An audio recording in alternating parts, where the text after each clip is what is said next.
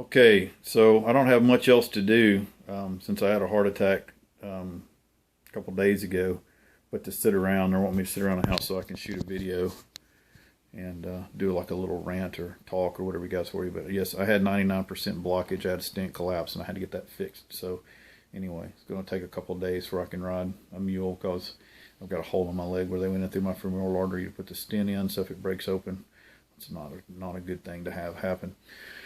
So I'm going to be chilling for just a little bit, but I don't know. We'll see how long that lasts. But anyhow, here's a couple things going on and stuff. I was not making fun of the people on the clicker training that we were talking about. I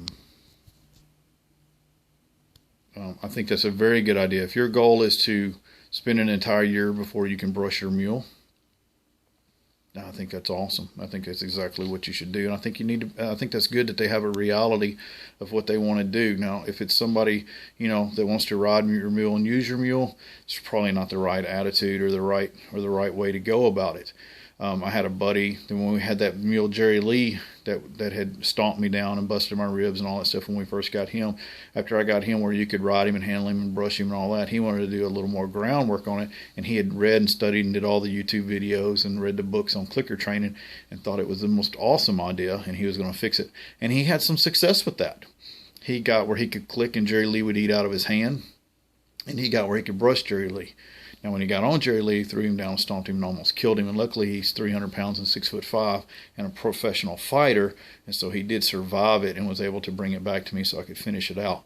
But I did encourage him and wish him well and said, well, good luck with that. And in no way tried to hinder him from trying that. And was personally highly curious if that was going to fix that mule. But again, he did accomplish brushing it. So if that's your goal, I think that's a great plan. Now, here's the thing, guys. When you guys are telling people all about this, you guys think, like, I really try to be nice to all my mules and really sweet to all my mules. And like I said, I've got some mules right now that have been imprint trading for birth that I bought. I like to buy good mules like that and start with something that's really good and make something that's really great. I don't try to get problem mules and fix problem mules. Just like the one that Ty Evans is dealing with right now that he's going to give to Joe Bice. Some of you guys are giving him some grief. He has a brand new baby. He can't afford to get hurt. He don't need to get hurt. He has good mules to work with that are going to provide his family with money and useful mules. If he spent some time and got that mule, he didn't say he couldn't do it. He said he didn't have the time or the desire to do it, which is very honest, and he didn't try to sell it or con anybody. He said it's free. Come get it. If you want it, come get it. And he said you need some mule experience and you need more time to deal with than I have, because the mule's not going to make him any money. It's going to cost him money. The time he would have spent on that mule, he can't spend on a good mule. And he can't, with a straight face, look at somebody and sell that mule for a high dollar, knowing that even if he could ride it, that it's probably going to revert back and have some issues with somebody else. So he did the right thing. So I don't know why you guys are giving him crap and like, well, if you can't give it away, what are you going to do? Well, if he shot it and buried it, it's still, so what? He didn't ruin the mule. And somebody sold a load of mules to him and snuck it in the load because they didn't want it. It's not his fault. So anyways, he's doing the right thing and y'all shouldn't give him any grief about it. He didn't try to con nobody. And it's not his obligation to fix. He didn't say, hey, you got a really good problem mule that kicks me and bites me and might hurt my family or my clients and customers. I'd like to buy that. He didn't do that. He asked for a good load of mules and somebody put a crappy one in there. That's, he got screwed and he handled it like a man and said, this ain't what I wanted. Somebody else wants it, they can have it. So don't give Ty any crap about that. That's bullshit. Now, the other thing is that somebody said, well, I think you're making fun of the girl that said the clicker training. And again, I'm not. But if you are willing to spend a year waiting to brush your mule, you don't want to ride a mule anyway. So just be honest with yourself and go like, I really don't want to ride one. I'm just going to enjoy doing that. I'm just going to enjoy petting, working with my mule. But your mule is just like what we do with trainers and stuff, and we sit back with each other and we go, well, I got a mule that'll jump off a 6-foot rock, and I got a mule that'll cross a ditch, and I got a mule that'll pack an elk. I got a mule you can shoot off of. I got a mule that neck reins around like a quarter horse. The mules are sitting around and they're going, I got my owner trained to hit a clicker and bring me some food. They don't ride me. They don't make me do anything. Hell, let me tell you something, buddy. I can make them go get a softer damn brush. That's what I can do. So, if that's cool with you, it's cool with me. I think 90% of the time mules are better people trainers than people are mule trainers. And I see mules have a lot more success than I see people. So by all means, that's cool. Doesn't bother me a lick. Here's what you guys don't understand and why I get aggravated about it. It's people like y'all that tell people that just to love them, be nice, feed them treats, that get people killed. Not me. I don't. People are like, well, you shouldn't stand up on concrete on a mule. Well, if a mule can't stand still on concrete, how am I going to trust my life with it riding off a 2,000 foot drop on a 12,000 foot altitude on the side of a mountain? So, everybody's got different goals of what they need. I need one that I can trust, and I know I can trust. I need to trust him to stand flat-footed on a flat piece of concrete that was laid out by a man before I go riding down the side of a damn mountain on loose rocks. So, here's your reality, guys. I get 20 to 30, and I'm not exaggerating, 20 to 30 calls per day of people asking me about a problem mule, wanting me to train a problem mule, or giving them some advice to fix a problem mule every day. So, I hear hundreds a month of stories. Hours of my day is spent listening to stories. Well, here's your thing. People go, well, this mule was abused in the past. Less than, and this is an absolute fact, less than 10% of the mules that I deal with that are problem mules or that people ask me about have been abused. Less than 10% that somebody actually took a bat and hit. I would say probably less than 5%. 90% plus is because you spoiled it. You ruined it. You didn't make it do anything. You didn't set any boundaries with it. You didn't make it work. You didn't use it. You didn't ride it. When you went to brush it and it moved like this just a little bit, you threw the brush and jumped away from it. Because it stomped its foot, you decided it tried to kill you, and so you let it go for 6 months. Because you started to ride it and it jumped sideways and you got off, or you fell off, and then those are 90% of problems. It's just people. If I get a horse or a mule that's never been ridden and never been really touched, there's generally no issues with it. They generally just start and ride and go on, and it's no problem. That's mules or horses. Never have to be mean to them, never have to whip them, never have to kick them, never have to raise my voice to them. Everyone that has a problem generally has had a problem owner. And it's generally, and I'm being honest with you, it's generally because you're too damn nice to it. Because every time you get around a mule, you're training it or it's training you. I've said that a million times and stuff, and the mules are training people and stuff. If you're standing there and you reach up there to touch its ear and it shakes its head and you jump back 2 feet, it knows you're a bitch, and then the problem started from right there and stuff. So that's the same thing. If you went to brush the thing and you're flinchy when it moves towards you, it's flinchy and stuff. I could take that same exact mule, and this is for a fact. I take that same exact mule, I put it in the stocks, put hobbles on it, probably blindfold it, squirt it with a water hose for about 30 minutes till I could squirt it anywhere I wanted to squirt it with and it quit reacting. Then take a gas-powered leaf blower, start blow drying the thing.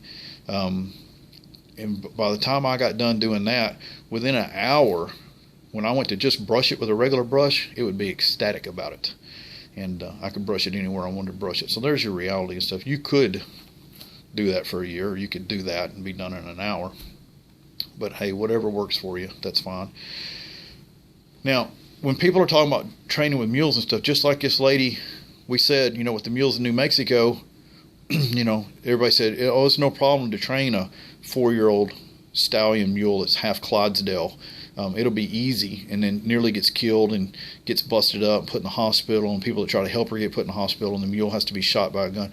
That's from people like y'all that tell them that it's all okay. Just give them love and give them treats, and it's all going to be okay.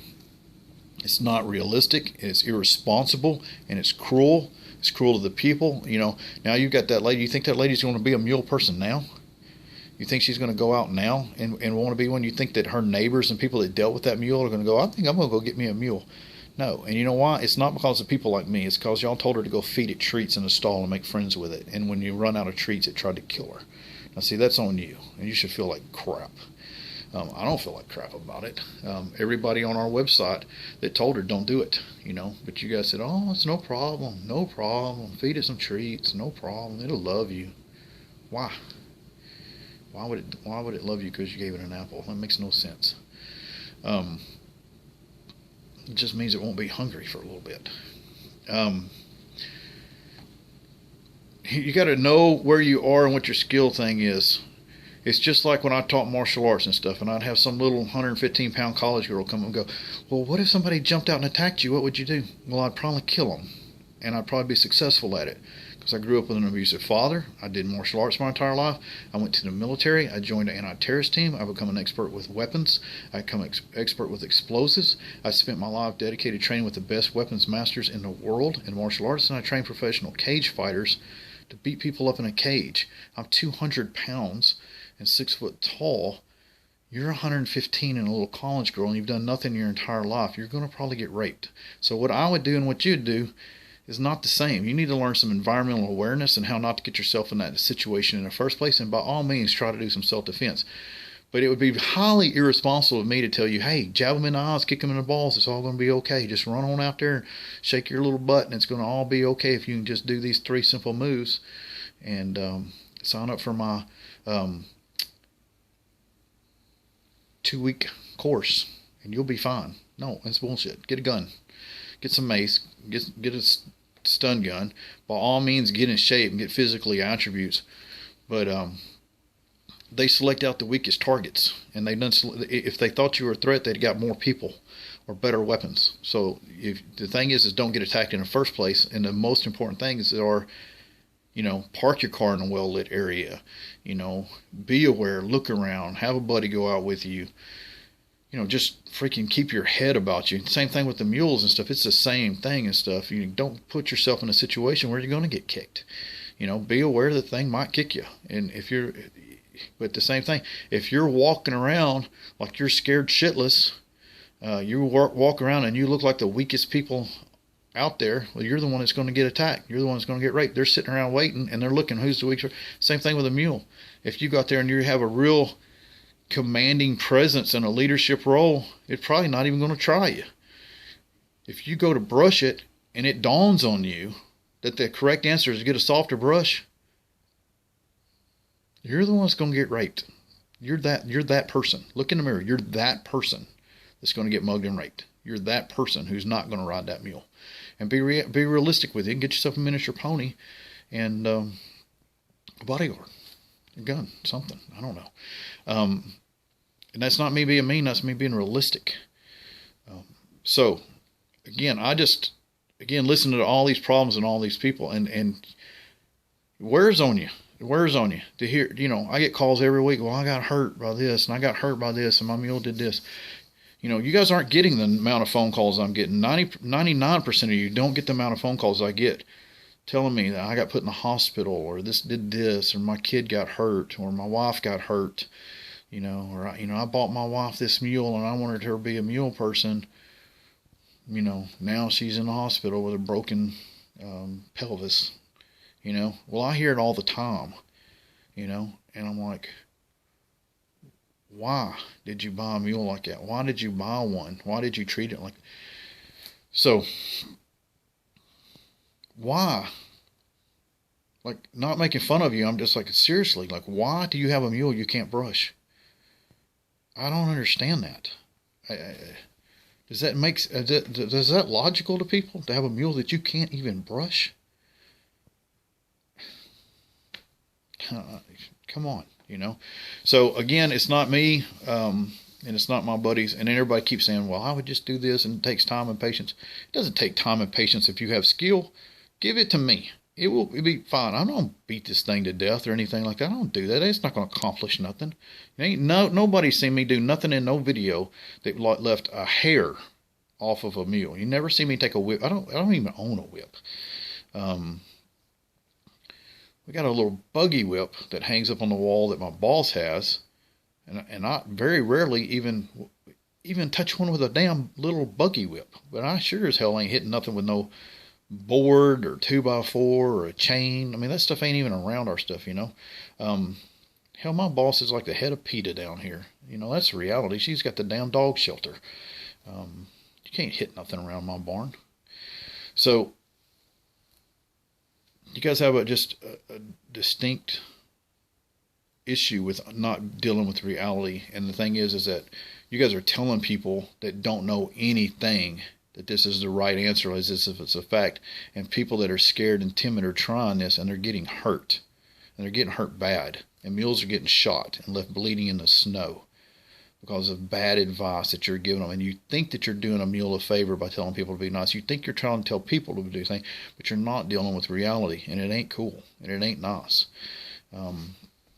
It ain't no nicer than than the people that say, here, come to my, Thursday night, come to my women's self-defense thing, and I'm going to give you, come 4 nights for an hour on Thursday, and you'll be able to defend yourself. No, you won't. You might pick up some tips that helps you avoid being attacked, and that's great, and that's awesome. And you might figure out that you need to join the damn class and start learning and studying stuff. And if you're smart enough to figure that out, it'll damn sure help you. But if you thought you was going to do it in 4 times, well, then nobody'd ever lose a damn fight now, would they? So, anyway, not trying to be mean to anybody, not trying to cause any issues. I just simply damn bored as hell. I've been laying around for 3 or 4 days. And I think there's some things on there that people need to think about just a little bit. So, be good.